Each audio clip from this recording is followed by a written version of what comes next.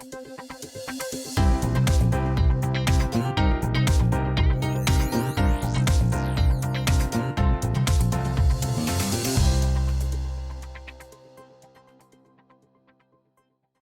guys, it's Noah, and welcome to the iHollywood TV podcast, where our first guest, you can catch them in the new season of the reality series 1,000 Pound Best Friends, currently in the second season on TLC. Please welcome real-life friends Meghan and Tina. Hello, ladies. Welcome.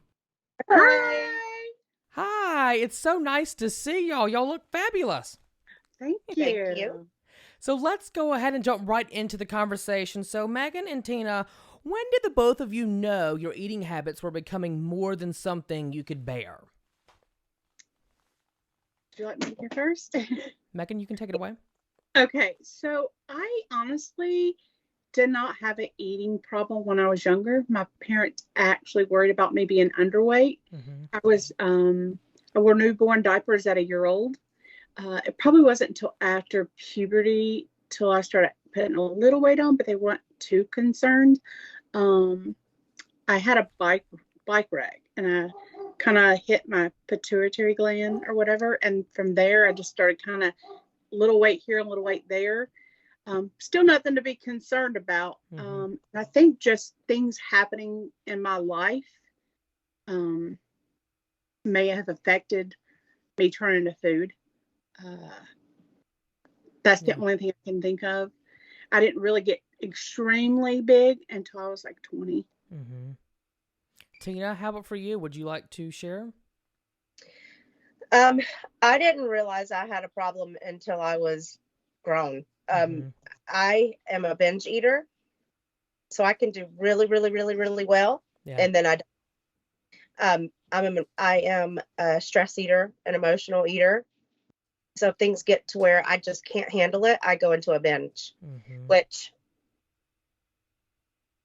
thankfully has not been a problem lately. But I'm almost positive I know the things in my life that led to that. Sure. Now, was there anything that you said to yourself that you're going to do better for your body and change the way that you live? So for me, I always wanted to do better. It wasn't the fact that I didn't want to do better. It just, I couldn't get a control over it.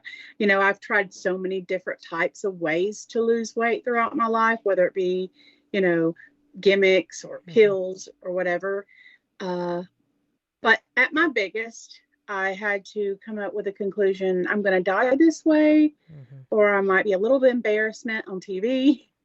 And I knew I had to just do it. My father was dying, and that was one of his last wishes, is to see me be better and know that he was leaving me behind and knowing I would be able to one day take care of myself. So he passed away just months before I had surgery, but I was able to, thank you.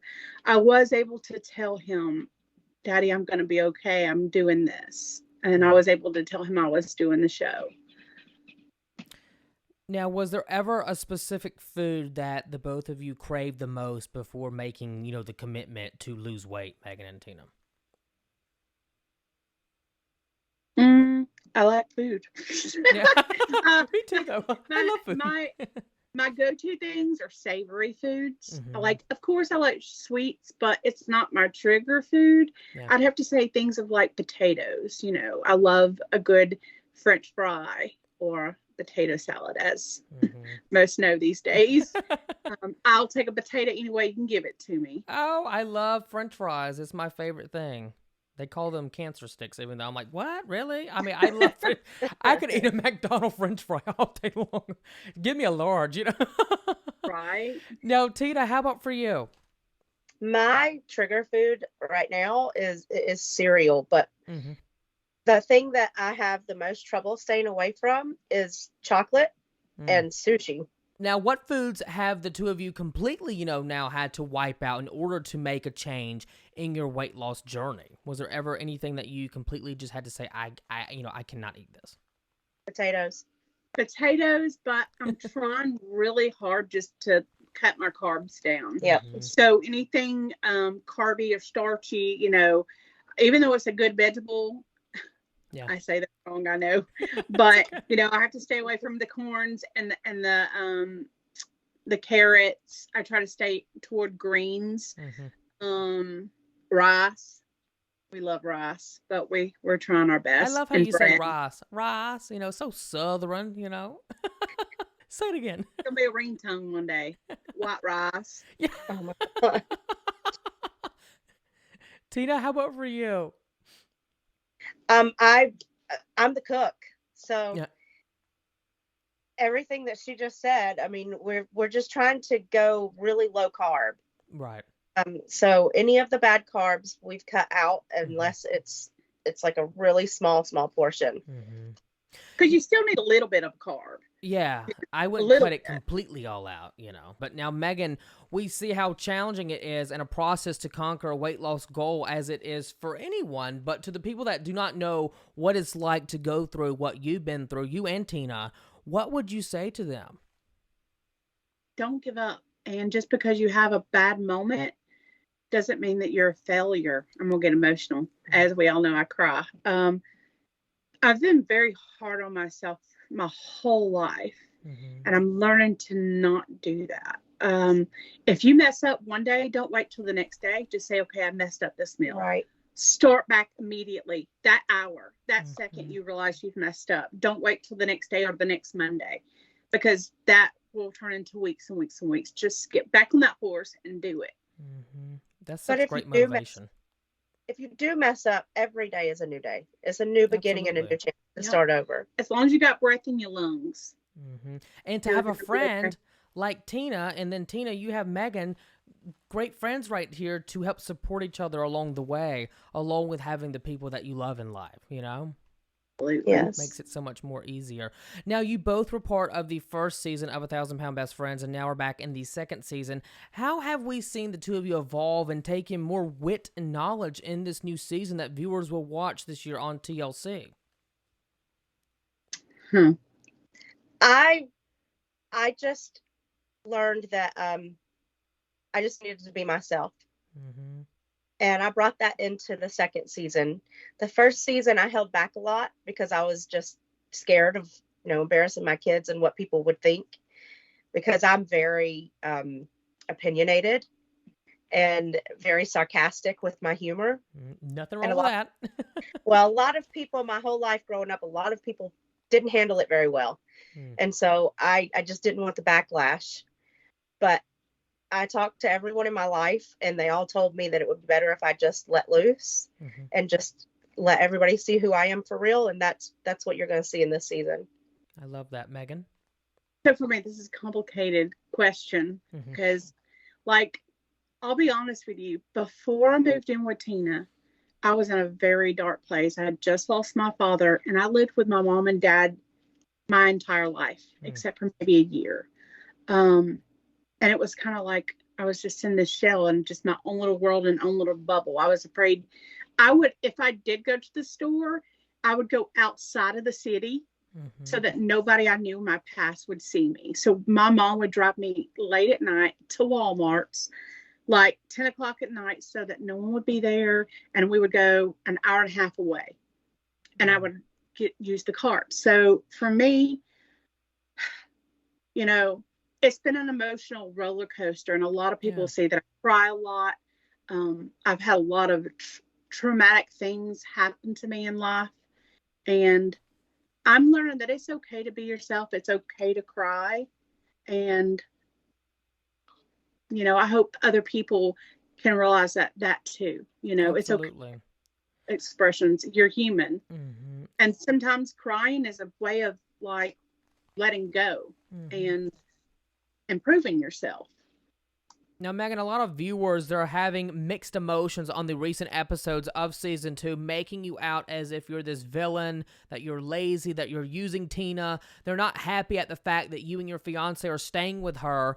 What is your take on what the viewers are saying about this situation? If you have any comment or statement that you would like to make about this, because a lot of articles and blogs and media outlets, they're writing about you, and they're writing about you in a negative way. So is there anything that you want to say here personally on our podcast to clear up the situation? Oh, I have a lot. Okay. Well, girl, tell us, I'm a talker. Careful. It's nice. Mm. I just want people a lot. You see maybe 10-minute clips of my entire life, you know, because it's divided up between all of us girls.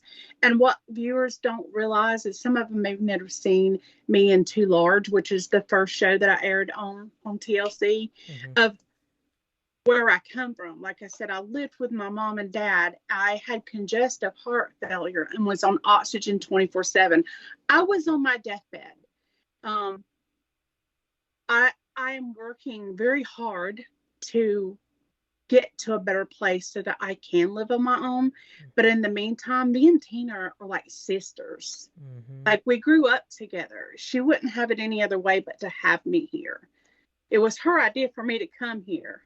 So I'm gonna let Tina speak on this. Yeah, Tina, when you hear the house. fans, when you hear the fans saying this, and there's been multiple articles being written. I saw some today that were posted like 9 hours ago about how, they're bashing Meghan, saying she needs to get her own place. What is your, thoughts on that when they're saying that about your friend, the friend that you love, and you're happy to have her in your house? I'm not as nice as Meghan, so I have to be very careful about what I say. I want Meghan here. That's what I will start with. Before Meghan came, I was also in a very dark place. I was trying to navigate through depression and severe anxiety, and my stress levels were just through the roof. And I needed a friend because, your husband can only understand so much because he isn't living this life. You need a real girlfriend, Right. Like Meghan. So when she came here, she helped to take some of that off of me. And she is a true help to me. Like, it's night and day where I was before she came and where I am now mentally. So all I can say to the people that think that she shouldn't be here is she is helping me to be here. So I need her here. I mean, I love that. There's little things too that you may not know. Like when we lived in the hotel, nobody slept on the floor.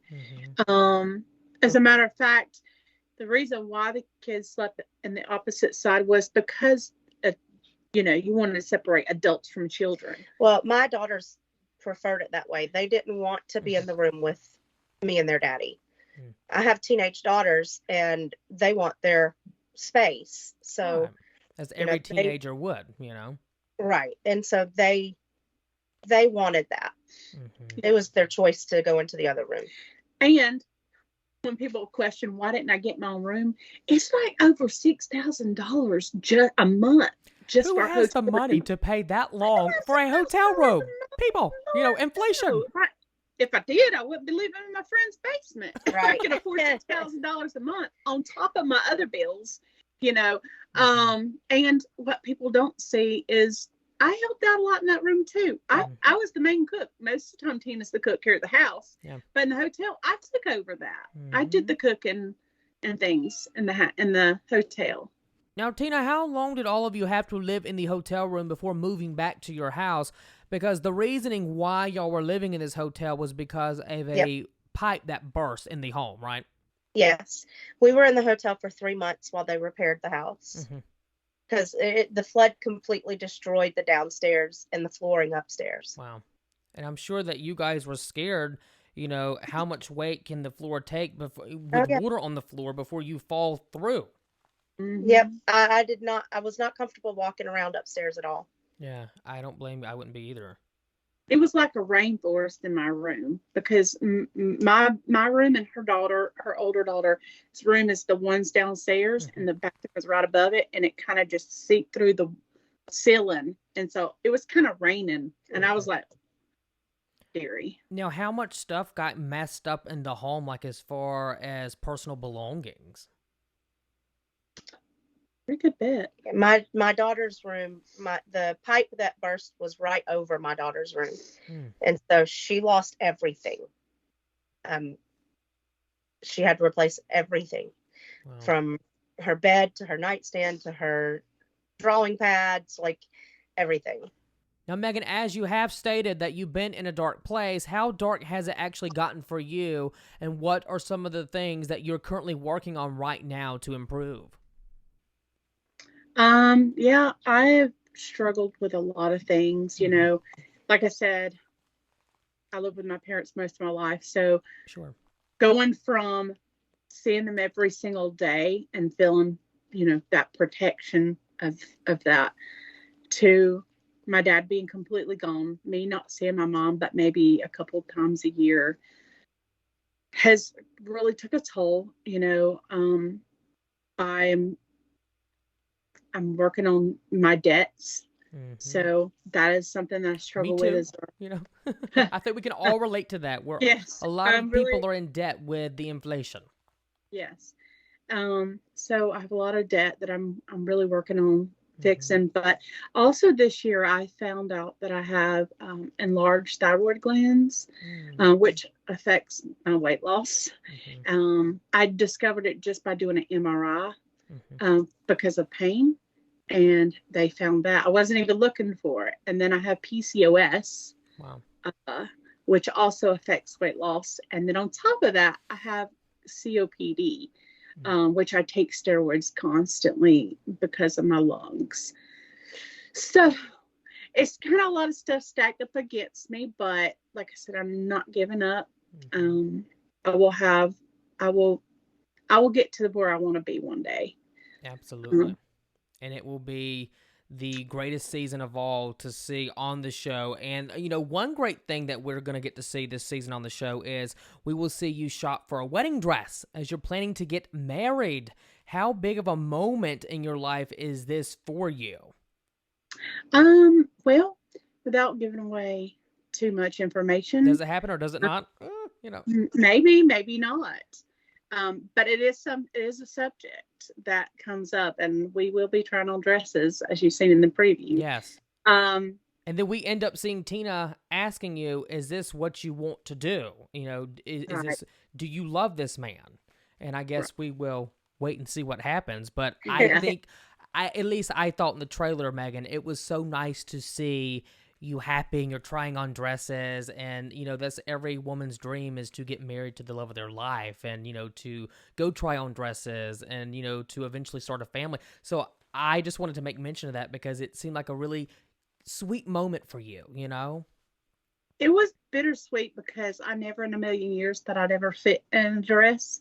It wasn't up till a year and a half ago that I actually could stop shop in stores. Before that, I wore clothes that my grandmother made me before she passed away because I was too big for any of the clothes. My highest weight was I stopped counting at 570, and which I'm 5'1". That's a lot of weight on someone so short. Yeah. And when I first seen Proctor, I was 498. And I do want to add some of the dark places I was. Okay. I'm sure this has been touched on. It's been touched on the show. But the last time I seen Proctor before you see me this season, he said something to me that kind of struck a chord, and it messed with my head. You don't get over 500 pounds without a little bit of mental issues and self-esteem issues. Sure. And I'm not blaming Proctor. He's a wonderful man.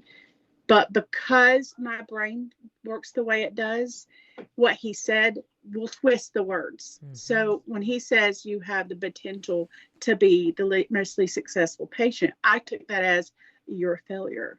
You blew it.